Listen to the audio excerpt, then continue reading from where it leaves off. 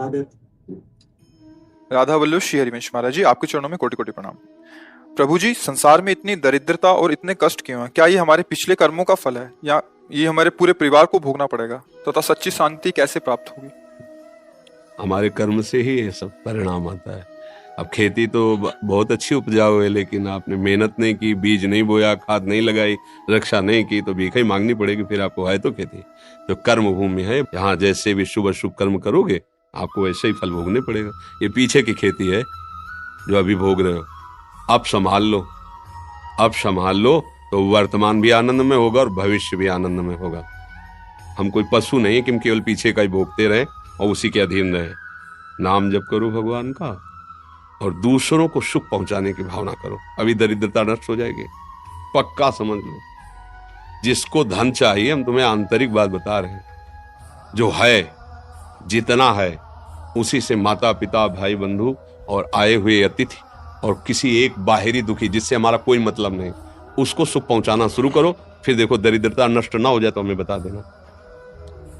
किसी एक भूखे को 2 रोटी देना शुरू करो, किसी एक ऐसे दुखी को सहयोग करना शुरू करो, देखो आपकी उन्नति शुरू हो जाएगी।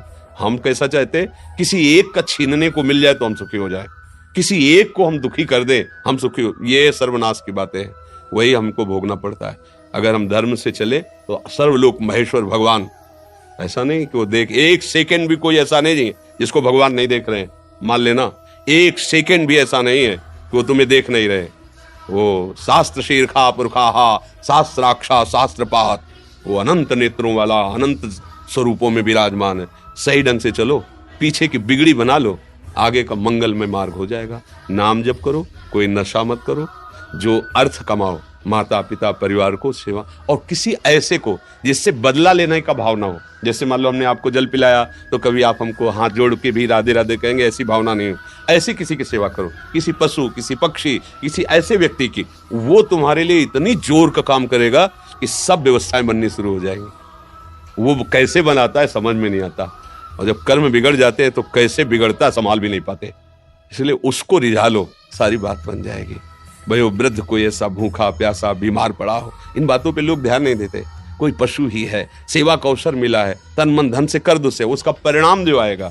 हाँ, एक बार हम वाराणसी में घाटों में रहते थे, तो वर्षा होने लगी तो भाग के हम ऐसे छतरियां होती उन पे बैठ, तो देखा एक आदमी ऐसे पड़ा था और वहीं से जल प्रवाह ऐसे जाना था। वर्षा शुरू हुई तो उनका ये मुर्दा है या जिंदा? तो उनका बाबा ये जिंदा है। उनका ये तो अभी बह जाएगा और गंगा की धारा में चला जाएगा। अरे बोले बाबा ये काशी। हम कहा नहीं ऐसा कैसे, तो उठ क्यों नहीं रहा? बोले उठ ऐसे कहते उसको गलित कुष्ठ है, वो रगड़ रगड़ के चल पाता है। तो हम कहा वर्षा हो रही, भागे वहां से। अरे बोले वह काहे को, या तो ऐसे हम भाग के गए, मवाद ऐसे गंदा ऐसे सब घाट में पड़े।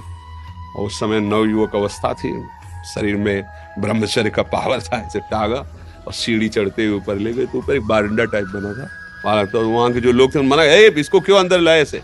उनका 1 मिनट में तुम्हारी भी स्थिति ऐसी हो सकती है, ऐसा नहीं कहना चाहिए। आप बिल्कुल सावधान, इसको हटाइएगा। जब उसको लेटाया ना, तो जो हम आंख खोला, फिर जब लेटाया उसको, और जो देखा आपको क्या बताएं, ऐसा प्यार भरी दृष्टि से जब देखा तो हम ऐसे ऐसे उनको, अब हमारे पास तो अकिंचन, कुछ ना सुविधा है, ना पैसा है, ना भोजन है। घाट में रहते थे, जो महादेव जी दे देते थे उससे में रात दिन अपने भजन मार्ग, किसी आश्रम में नहीं जाना, किसी से मांगना नहीं, ऐसा एकांत। पर उनकी जो दृष्टि मिली, ये जो आज आप लोग सुन रहे हैं, जो आज आप लोग अनुभव कर रहे हैं, ये केवल इन्हीं महापुरुषों की कृपा से है। साधना तो क्या है, जैसा बना वैसा, वो क्या कृपा में बहुत बड़ी ताकत। तो ये जो हमारे दुख हैं, विपत्तियां हैं, ये सब नष्ट हो जाएंगे यदि हम ये दृष्टि रखने लगे कि कभी मुझे सेवा का अवसर मिले।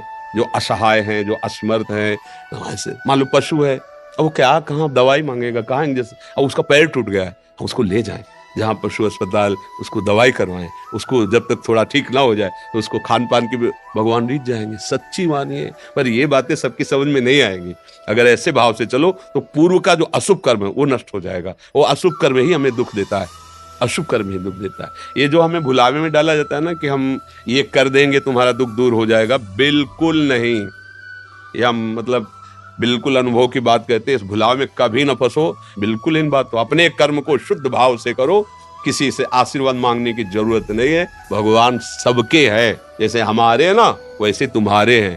तुम्हारी दृष्टि में भगवान के प्रति पक्षपात लग सकता है, कि भगवान इनको ज्यादा चाहते हैं, हमको नहीं। लेकिन उस माँ से पूछो जिसके 4 लड़के, 2 कमाते हैं और 2 ऐसे ही हैं, उस जब भोजन परोसेगी तो चारों को बराबर पर। ऐसे ही भगवान कहते सब मम प्रिय सब मम उपजाए, तुम सब मेरे बच्चे हो। पर भगवान से विमुख होकर गलत आचरण करोगे तो वही माया पीट रही, कभी दरिद्रता, कभी विपत्ति, कभी दुख, कभी पश्चाताप, कभी शोक, जन्म मरण। इसलिए सावधान हो जाए।